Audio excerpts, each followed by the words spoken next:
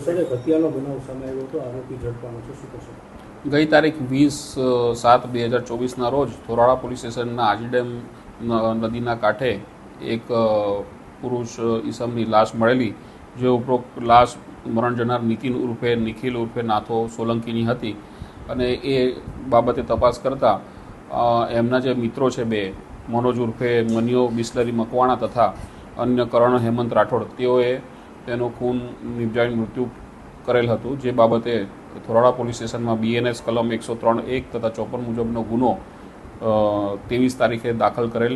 અને ઉપરોક્ત બનાવ એવો હતો કે આ કામના જે કરણ હેમંત રાઠોડનાઓને શંકા હતી કે મરણ જનાર નીતિન છે એની પત્ની સાથે, નીતિનને એવી શંકા હતી કે એની પત્ની સાથે કરણને સંબંધ છે એવો શંકા હતી. એના આધારે એમનો ઝઘડો થયેલો. ત્રણે ત્રણ મિત્રો હતા અને એ દરમિયાન ઝઘડામાં નીતિને